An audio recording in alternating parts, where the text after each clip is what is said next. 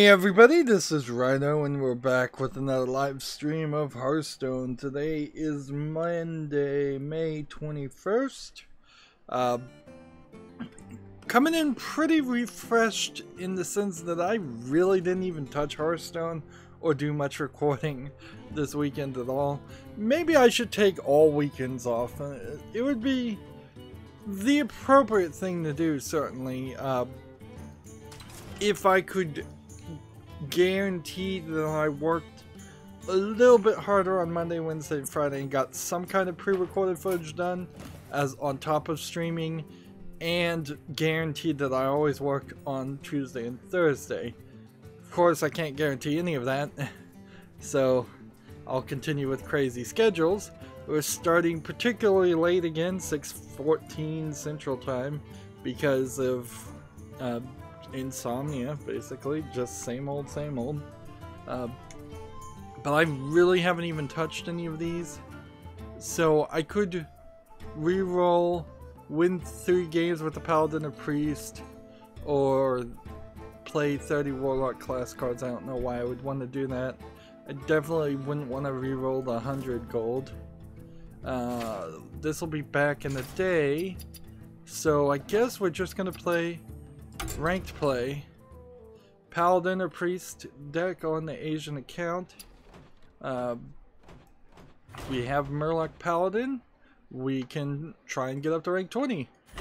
We have, if today's the 21st, at most 10 days, depending on how many days are in this month. At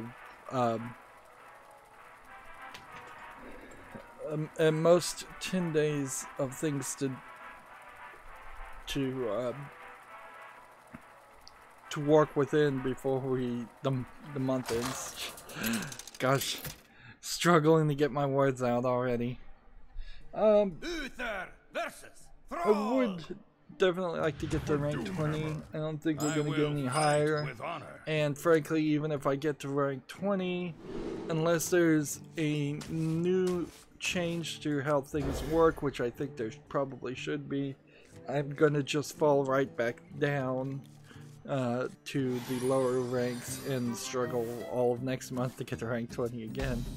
So this, until some kind of change happens, we're pretty much guaranteed to always be struggling just for rank 20. I did find a new Chrome extension called Prevent Duplicate Tabs. My Chrome browser right now is taking up a significant amount of RAM. More RAM than I think it should be taking up, for sure.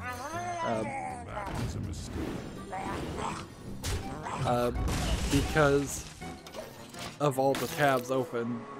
So Prevent Duplicate Tabs simply closes tabs of the exact same page being open twice, which works perfectly with my workflow as I'm developing it with the What's on Steam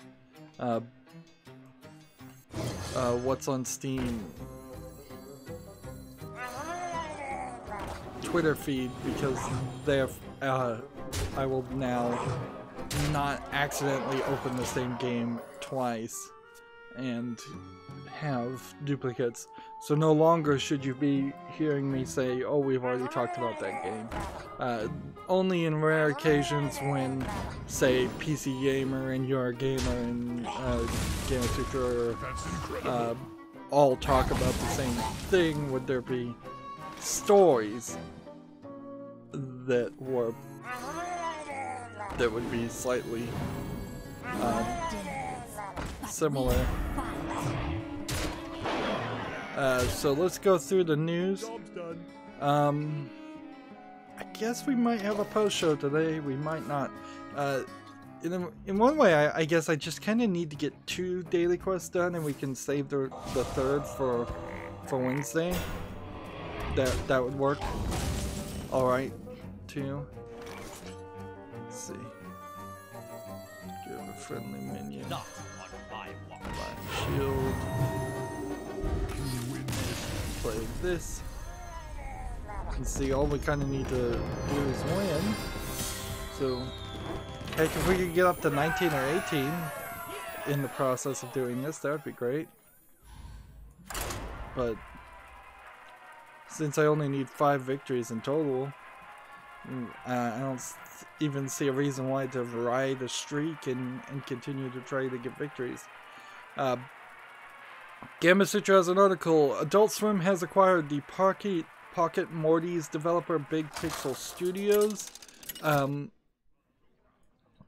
I played Pocket Morty's when it was originally out as a kind of spoof on Pokemon, but being a mobile game and missing out on having really the heart and the good RPG story, and it's kind of missing a decent amount of RPG elements that I imagine are in modern Pokemon games, or frankly might even have been in the original Pokemon Red and Blue.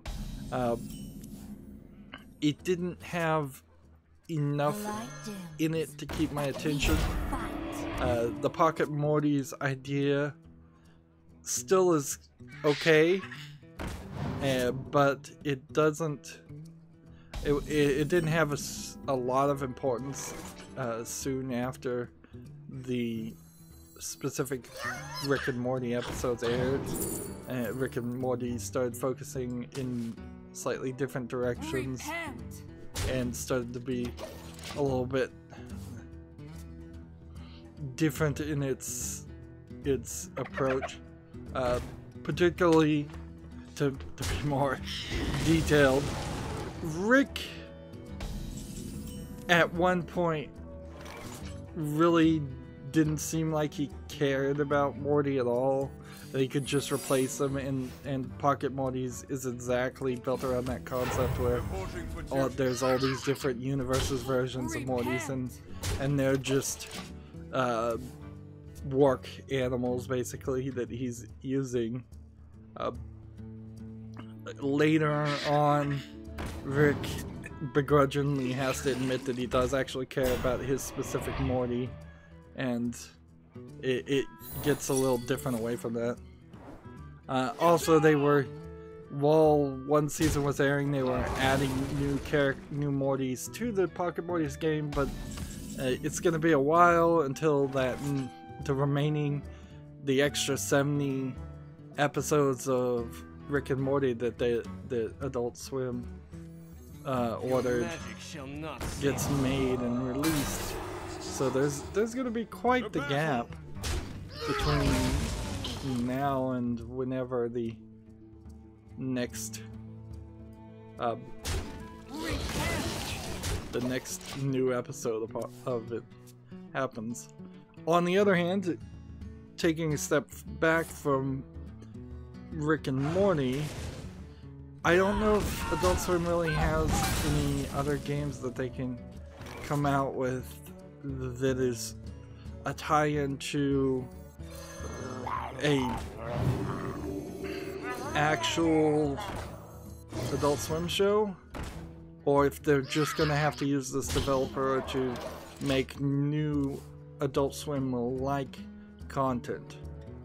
And since Adult Swim has made PC games and not just cheap mobile games, which Pocket Morty's is right on the cusp of being called a cheap mobile game, we may not see games like Headlander come out under the which was one of the games Adult Swim made, and we may see them focus completely with Android and iOS development.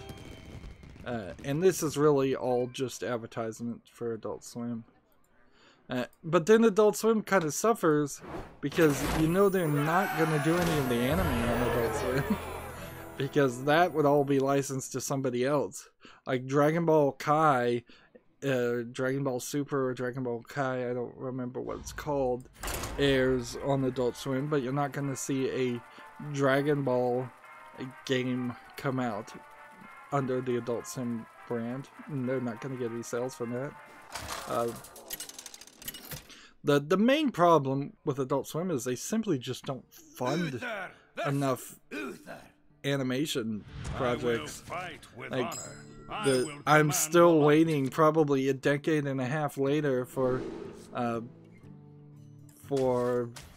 the continuation of some one particular show. What is it called? The Venture Brothers, yeah. Like, I don't think the Venture Brothers is actually wrapped up or finished, but they've had long 4 or 5 year gaps between seasons, and even their bestseller Rick and Morty failed to have enough animation teams on it, and it's not like their animation is even really good. Adult Swim is failing to learn how to get things done like Japan does, where, I mean, Japan never has any delays because they know people would lose interest in any series. And to be fair, Japan also severely underpays all of its animators and pays them by the page. So, but I doubt that the Adult Swim animation team that's probably being done in South Korea or someplace like that, I doubt they're getting paid a ton of money or given reasonable deadlines either. And it's just, I guess really Adult Swim is kind of the not as offensive version of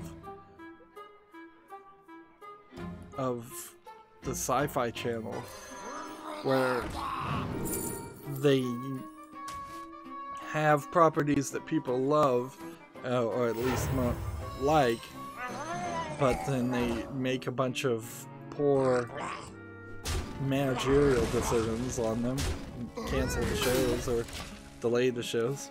In fact, speaking of the Sci-Fi Channel, I'm pretty sure they're going to do the same thing with the 12 Monkeys series that they did last year, which was they dumped all of the episodes of a season out in one weekend for 12 Monkeys, and the new season of 12 Monkeys is going to do the same thing. Now, it's arguable that since that series is built around time travel, that might have been the best way to watch it, but that's never stopped anybody in the past from stretching things out and getting ad revenue and just filling up your time slots.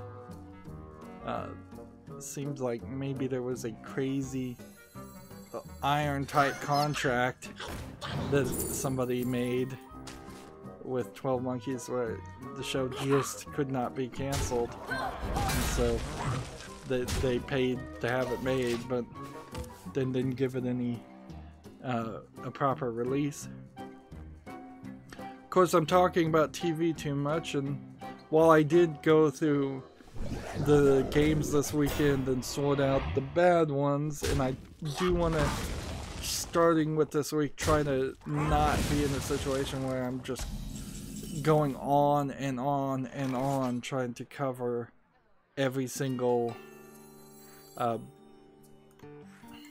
magic shall like not every single game that comes out on Steam. So on the weekends I'm gonna try and sort things. That's gonna try and give me a leg up, and then hopefully there won't be too much that comes out on Monday. Moving on with the next article, PC Gamer has an article. Tencent acquires a majority stake in the Path Exile Studios, so that is Grinding Gear Games. And they say they will remain an independent company.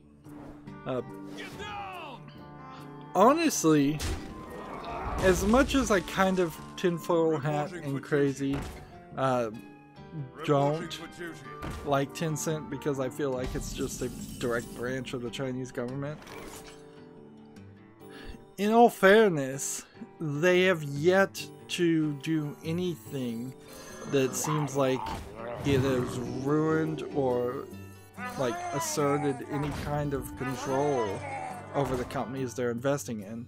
They feel very much like they are just kind of like Viacom trying to gain money by investing into other companies because they can't Tencent themselves can't develop new games. Like, I've never seen a story where Tencent says, we've got a new game out and it's going to be great. That they may have new games out, but they're probably Chinese only. Now, I don't really know too much or care too much about Path of Exiles, so this really probably doesn't mean too much to anybody, except for potentially people who love how Path of Exiles is going right now and have some slight fear of it changing, which maybe it will, maybe it won't.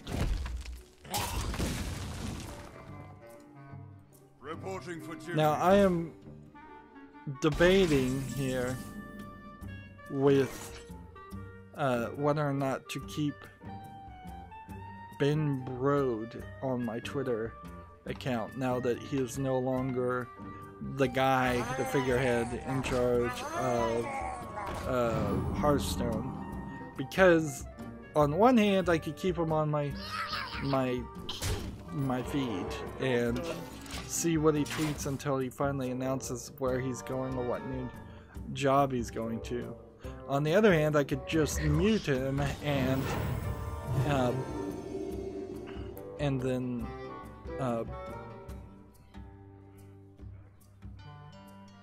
then wait for other news reporters like PC Gamer to simply report what he's doing with himself. There's a decent chance that he has at least a 6-month non-compete clause. So you're not gonna see him say, our new company is founded today for at least 6 months. So I probably should just mute him. Like he himself, maybe I'll give him a week, is trying to figure out what he wants to do with his Twitter feed. A lot of people follow him because of Hearthstone.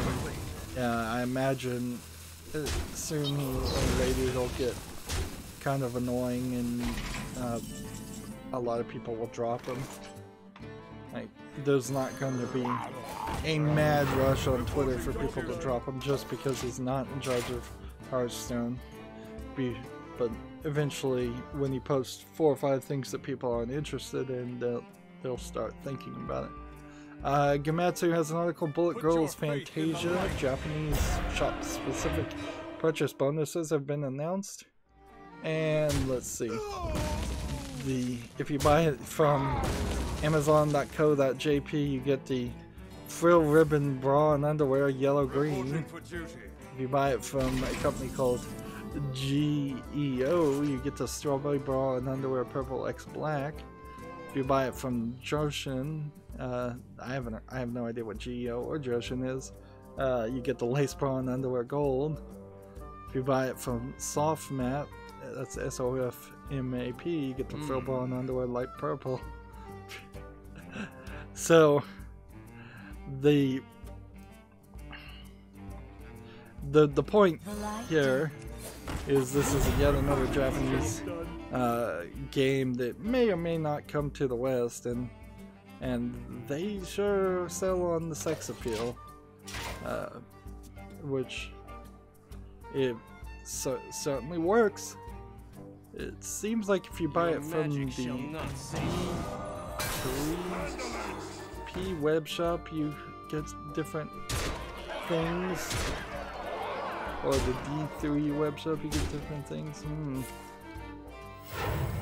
Now, the funny thing here is I'm looking through this game, because I don't even know what this game is about. So, I believe this is just a game where you're running around shooting guns as Japanese anime schoolgirls. Let's see. Yeah, it's kind of an RPG type thing. Now, looking at more of the screenshots, it seems like it's pretty lewd. And this is one of those games that absolutely is just not going to come out to the West. Which, it turns out that's probably a good thing, sad to say, is we kind of have to agree with the Japanese companies at this point and say that there are just extreme lobbyist groups, and I want to call them crazy people. That's not super subjective, but there's an organization called it was used to be called Morals and Media, but now it's called the Institute for Sexual Exploitation. They changed their name to sound like they were more scientific and that they had any kind of science behind what they were propagandizing. Basically, it's a moral panic group, and they are claiming responsibility for this weekend's mess of pressuring PayPal and Steam to kick off all the visual novels that have any nudity or sex in them. Games, a long list I'll get to later, but games like Honey Pop and Mutiny, which is on sale right now, it dropped from $20 to 99 cents, so you can get the main game and the 2 DLCs that are part of the game for 99 cents, and spend $3. You can spend another 99 cents to get the soundtrack for $4. So I'd heavily recommend, if you ever are interested in playing a game kind of like Honey Pop that's lewd, get Mutiny right now on Steam. You are kind of running the gamble that Steam might uninstall it from you, but Steam has never really done that for anybody else. Even if you bought like a completely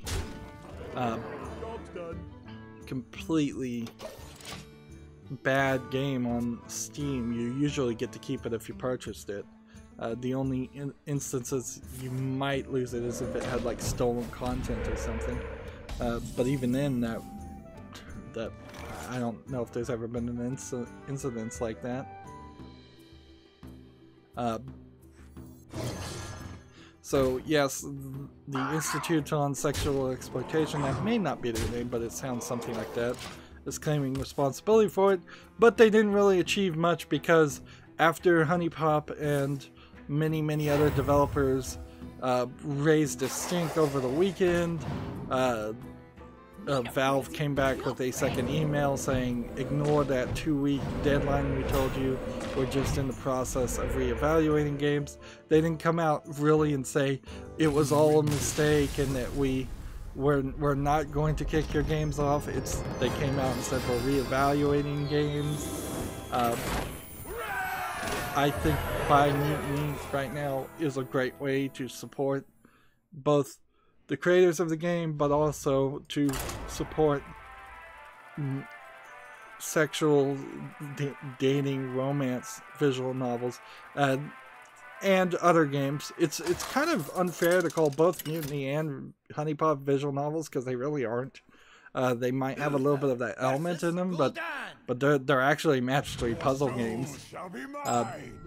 I will fight with honor. So a little bit of moral panic was raised, it seems, and Valve cowed. Now, let me put my tinfoil hat back on. Valve caved to pressure from the moral panic groups, and then Valve caved to pressure from the much larger panic group of actual paying customers, which is the big thing to remember here, is that the Institute for Sexual Exploitation is almost 100% guaranteed built of a bunch of old ladies and men who have never played a video game in their life, never would play a video game in their life, and therefore their opinions on whether a shop should sell something that they would never purchase anyways should be invalidated. Their opinions should be invalidated for a lot of reasons, such as free speech and freedom of expression, but whatever. In the end, Valve is supposed to be a storefront trying to make money. Sex sells. It just does. But also, people now have been, companies have now been pushed in such a way that they are terrified of creating controversy that they won't stand up for even their own profits, as we've seen with YouTube too. So we'll get more into that story, but Bullet Ghouls Fantasia is just another example of how the Japanese are responding to pressure groups. Remember, it's important to remember that from a Japanese perspective, from a country that has considerably fewer people, and the Japanese culture is not a culture of complaining about things, so if something is complained about, it is looked on as a huge issue, whereas in the United States people complain about everything. If a single person, not even an organization, if a single person can get the message to a Japanese company that there will be trouble, the Japanese company very often seems to just say, well, fine, we won't sell it in all of the United States. Again, they don't care about the profits they would sell, or they'll just let people import it, which inherently I imagine that's what's going to happen here, is that this will just be an import game. But that does not work well for a PC world, particularly if you're trying to keep everything on Steam. It does not work well for me if all the loot games get kicked off of Steam, because then that's an avenue of games that at the very least I can't look at easily and report on. And inherently there's stupidity in Steam and Valve trying to get rid of the loot games and doing nothing for all the bad games, all the fake games. It seems like there's a lack of focus. Tinfoil hat back on, I don't think I took it off the last time. Was this somebody from Campo Santo who pushed for this reevaluation of these games? Maybe. There's two scenarios that I'm definitely considering. One is that somebody, some SJW, has entered Valve or become an SJW in Valve, and that's why the people at Campo Santo were acquired, or the people at Campo Santo were acquired, and then they infiltrated and they started pushing a narrative really quick. It would be really quick. It was only a couple days ago, like a week or two ago, that Campo Santo was acquired. For them to immediately come in and say, alright, we're part of Valve now, let's get rid of all the sex games on Steam. That seems crazy. It could be something as simple as Valve hired a bunch of people in India and to look at games, and the people in India flagged the games because they just don't know what they, because they're applying their own moral system to it. Which that's not the right way to say that, because inherently I don't want to imply that Indian people are sex negative, but depending on what instructions they were given, they might be applying things stricter than probably should have been applied. It's kind of hard to say that the people who created the Kama Sutra would be a sex negative group. By far, it's Americans, and maybe you could get some other groups. Africans often are super sex negative, conservative ways of thinking. But I'm getting into too much politics, I think. So let's look at the chat. I saw Lemon Lover said, said, where have you been? I've been streaming, Lemon Lover. It's just YouTube. YouTube does not put out notifications. I have not missed a single Monday, Wednesday, or Friday stream. I have had insomnia and started pretty late on all of them.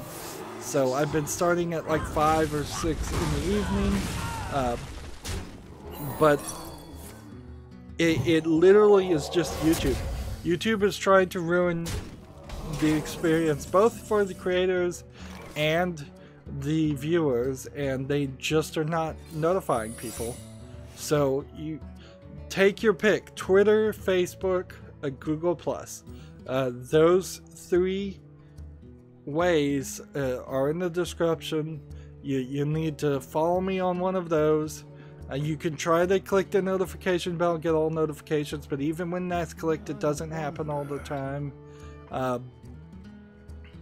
So I would just recommend Twitter, just so you know you get notifications, because I've been here, I've been streaming, but I certainly know that Lemon Lover hasn't been here. A lot of my regulars of late have not been coming on chat.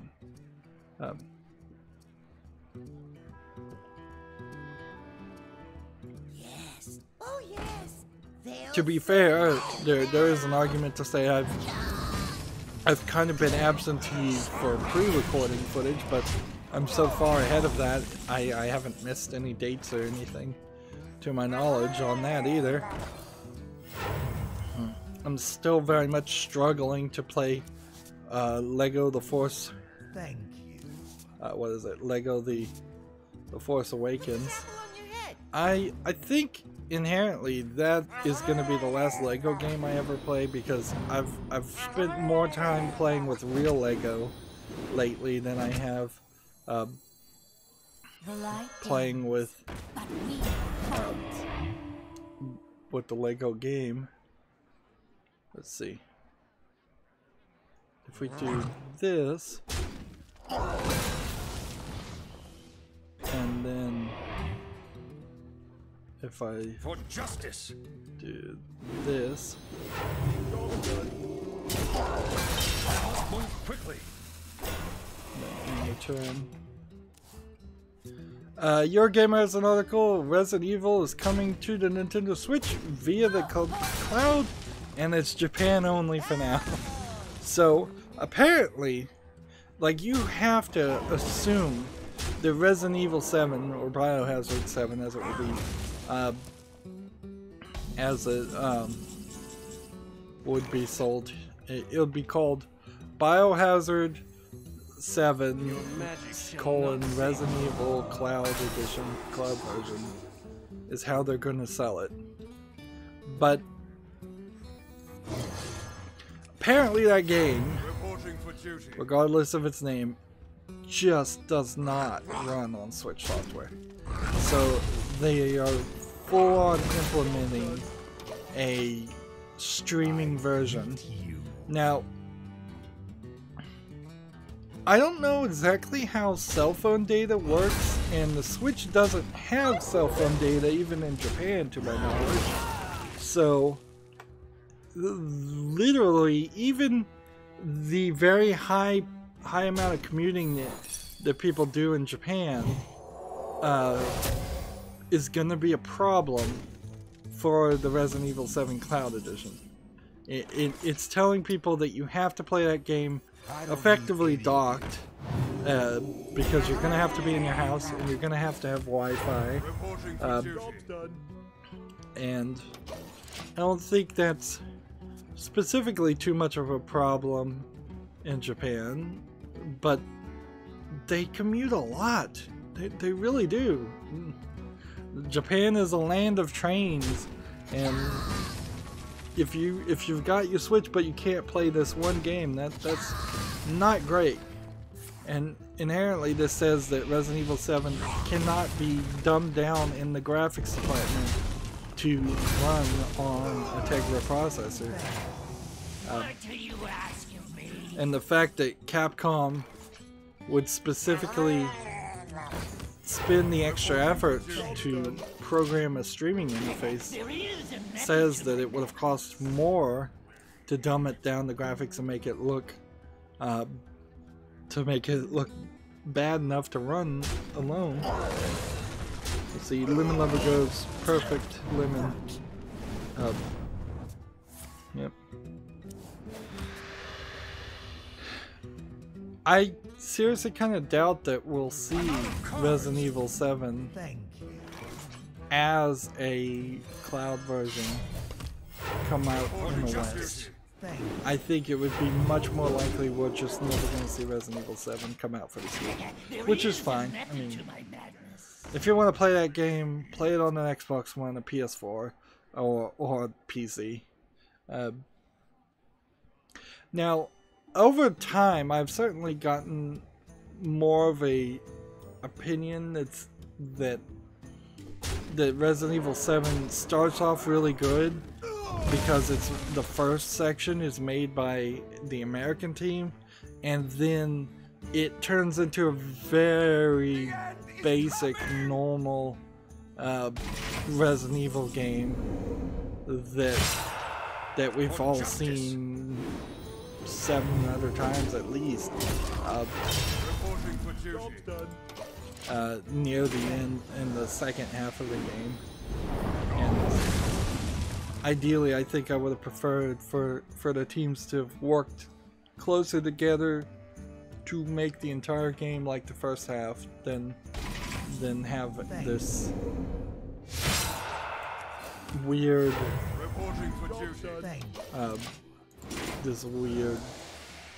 split that happens. The second half of Biohazard is the half that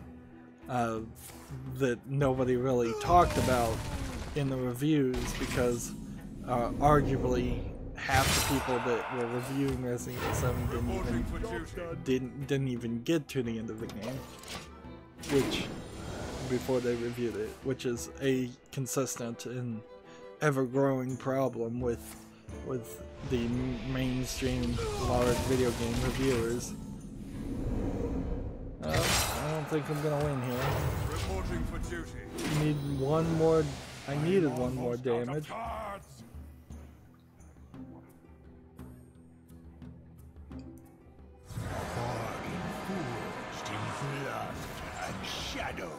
We have a game on Steam called Owen to Have Fun. It looks like garbage, so I'm gonna leave it at that. It must be one of the games that came out earlier today, because I took all those out. Let's see. And the fact that we're at 2,000 now tells me I could buy 20 packs, so we're approaching the halfway point till the next expansion. Let's see. I need to play Warlock class cards. We could try Zoo Warlock, or we could try this Demon. Let's try Zoo Warlock once.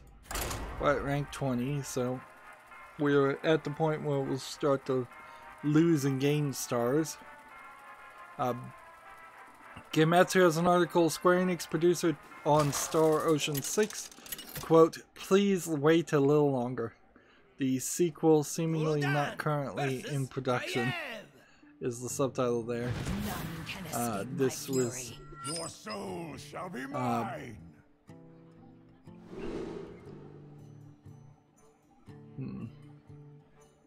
So this is really an example of the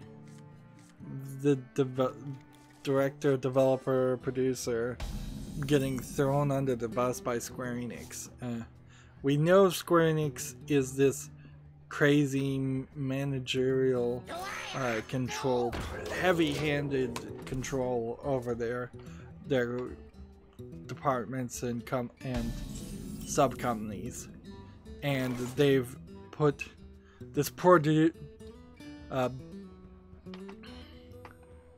they've thrown him basically under the bus to go talk in some interviews, and he's like, "I understand, I know what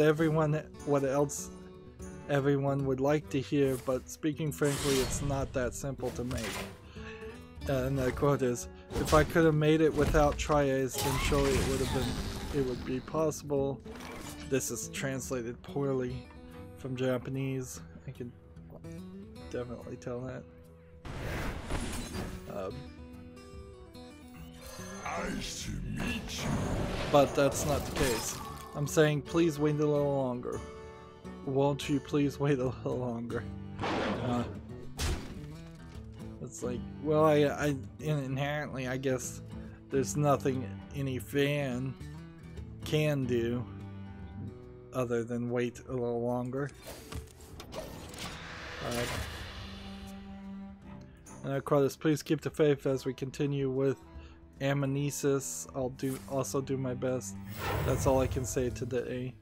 Magic shall not save. But I believe that everyone's support will empower us to work hard.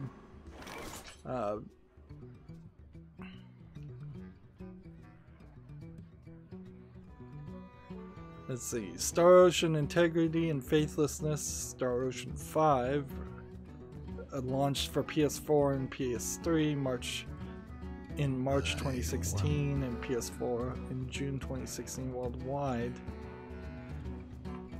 So yeah, fans of the Star Ocean series should expect nothing, because that's pretty much what you're gonna get.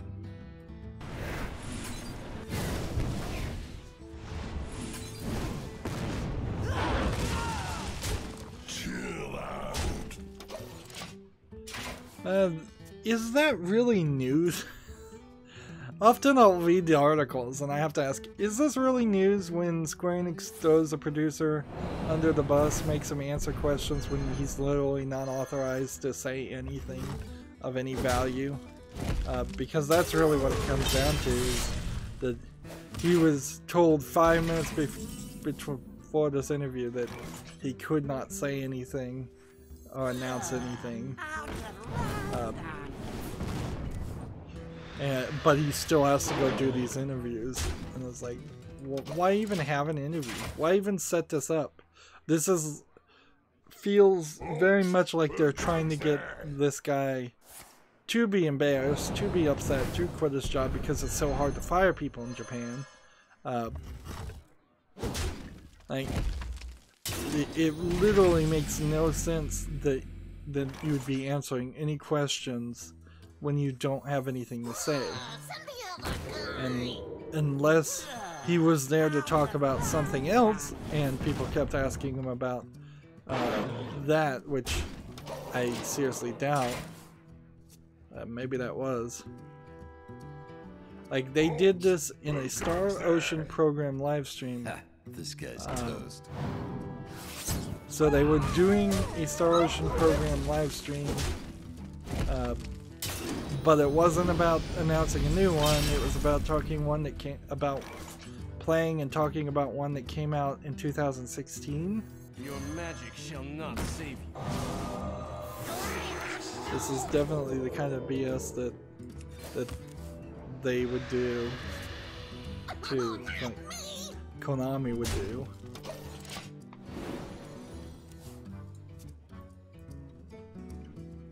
Moving on, because there's nothing really to say there other than rant. In another thing that probably outraged a few Japanese fans, it turns out the Little Witch Academia Chamber of Time video game on Steam, while it is a kind of expensive game at $40 in the West, for not being a very good game as far as all the reviews are saying, it is even more expensive in Japan, selling for a massive increase of around $70.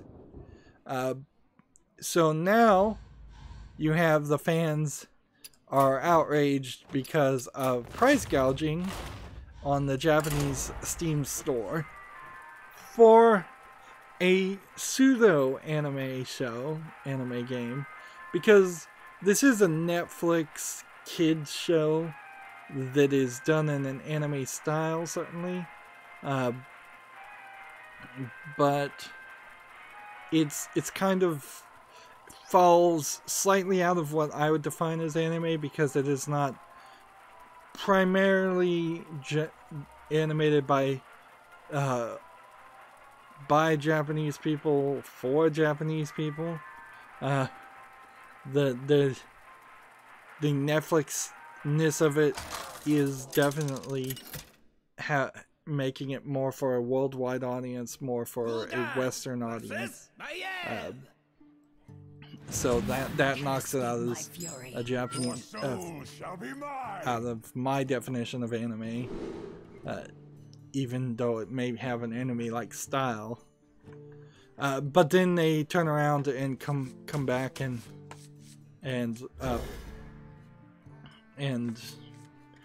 gouge the Japanese people because they think they can do. That's really Netflix in a nutshell. Is they think they can make anime for a worldwide market, like Neo Yokio, which was not appealing, I think, to many projects, and then charge a premium for the Japanese market in particular, or just charge a premium in general for it.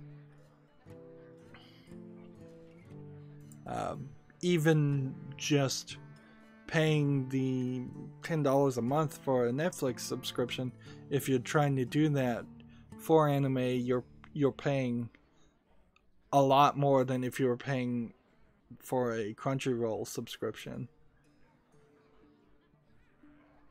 And is this gonna play? So yeah, some weirdness there. Netflix is throwing a monkey wrench in there, and in the whole world of anime, and now they're throwing a monkey wrench in the whole world of video games. It's going to be weird. I'm not going to immediately say it's going to be problematic, but it's going to be weird if we start seeing Netflix make a lot of games. Let's say not even anime games, but just video games based on some of their other originals. Because that would be crazy. Like, what's a good original that they made? Stranger Things, the video game. Sure, that might be an interesting thing to do. But if Netflix does it differently, if that movie Bright, yeah, it was called Bright. If they tried to make a video game on that with Will Smith, that would certainly have been weird.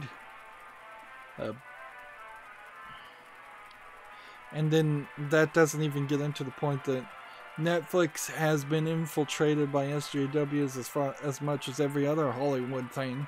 And so there are entire series on Netflix that I don't usually have to talk about. But the OA, for instance, was a very weird SJW like show that at the end they saved themselves from a school shooting because they danced and they did like theatrical dance. 13 Reasons Why, from what I see, is very just preachy.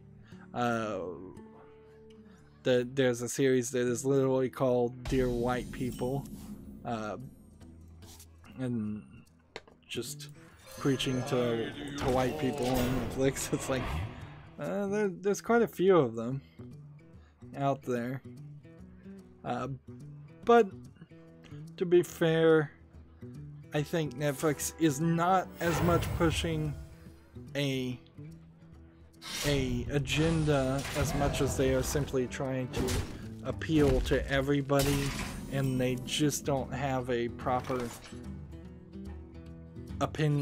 understanding of who everybody is, because anybody, frankly, that works out of Hollywood and lives in Hollywood easily forgets that there are people that don't think like Hollywood people and don't live like Hollywood people.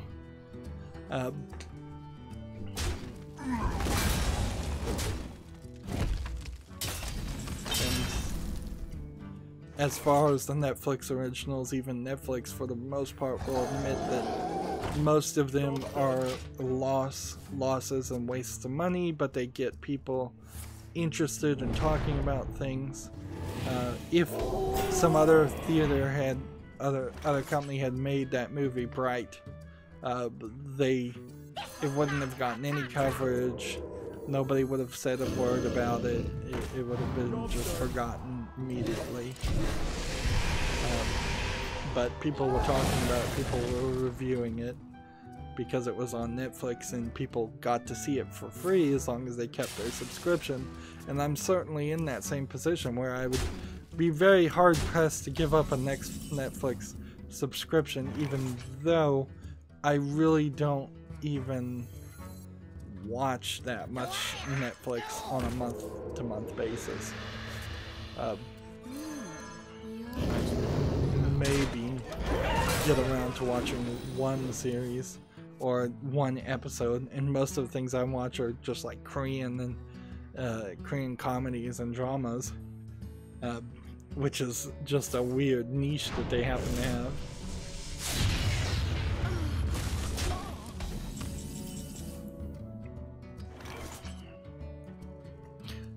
The 7 Deadly Sins video game, I suppose, is also going to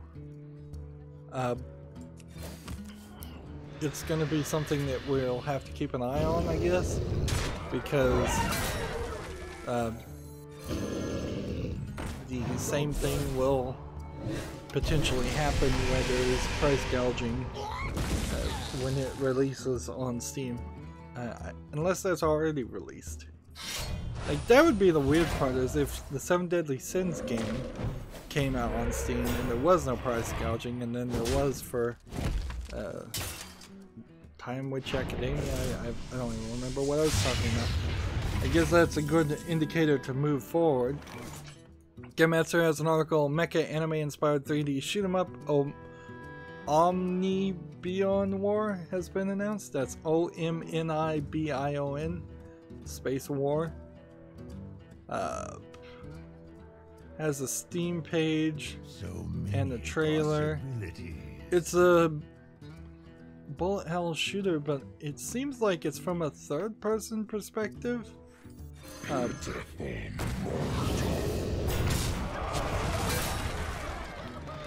So, like, here's the thing: is this looks a lot like a Star Fox game on PC.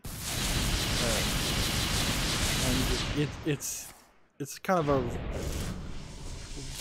Robotech, I guess that's not the right name I should use, but it's kind of a Robotech-like game where you're a jet that transforms into a humanoid robot to shoot.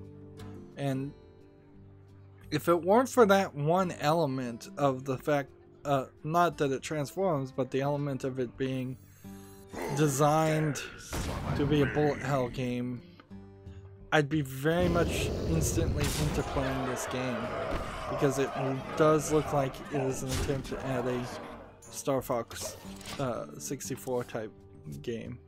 Greetings, friend. So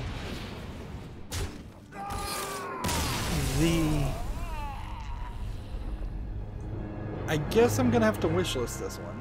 Like, the Omnibion War is coming soon. Watching the trailer, it doesn't seem like there's too many bullets on screen. So, yeah, this is one I'll just have to wishlist, even though it's coming soon. Hopefully it has a decent gameplay and decent story. The animation, to be fair, doesn't look great, but that is just kind of a thumbnail for the characters, and the actual gameplay looks alright, although even that, I would argue, is kind of lacking in some resolution and quality. Okay. So I need to play 13 more Warlock class cards and or get 1 victory, and we'll be done with the Asian count. We've gone for 55 minutes basically, so this is a good point to break up this recording. As always, I ask you to like, share, subscribe, comment, and watch every second of my videos. If you want a friend or follow me on any social media sites, there's a whole bunch of links down below. When you subscribe, click that notification bell. Maybe that'll help a little bit. Also, pretty much you have to just follow me on some other service like Twitter or Facebook, whatever is most convenient to you and the one that you're actually looking at. The other thing is that mid-June, June is going to be quite an expensive month for me. It's looking like mid-June is the Steam summer sale, and I don't know how much I'm going to actually be able to purchase as far as games. In buying Mutiny, which again, Mutiny is 99 cents, helps support lewd visual novels on Steam, lewd games on Steam. Even if you don't like those types of games, I don't feel like anybody of conscience can argue or should be arguing against their right to exist on the storefront. They are properly labeled, they are selling themselves as what they are, and they are nowhere as bad as the fake games and the asset flips that are on Steam. So we don't need to make room on Steam for more bad games when there are good games, even if you don't like them. So I'd again say everybody should support that. Go get Mutiny for 99 cents. It was a $20 game before, which is kind of expensive. 99 cents is a great deal, even if you never install it, even if you never play it. My point there, though, was that put me over 901 games on my account. I would like to get over 1,000 games by the end of June.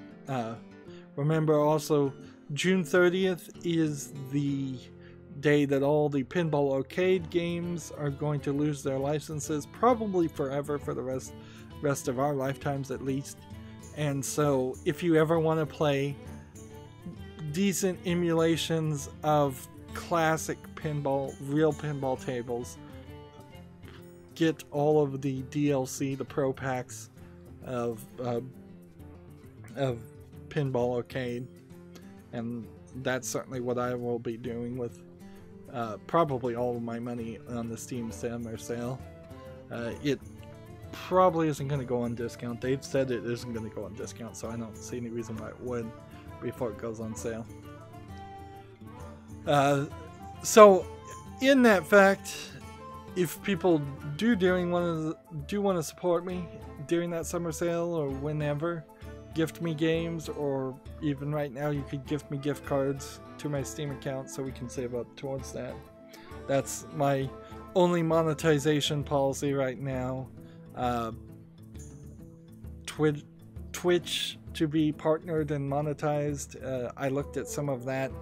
I would need quite a lot of followers. I'm up to 2 followers right now on Twitch, so if you can find my Twitch account and follow that would be great. But I'm still really just in the process of working on that. I'm not anywhere close to saying I'm leaving YouTube for Twitch, but at some point it may very well be the case.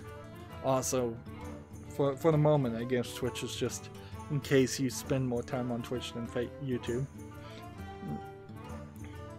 Anyways, that was a very long wrap up. Thank you for watching. Have a good evening.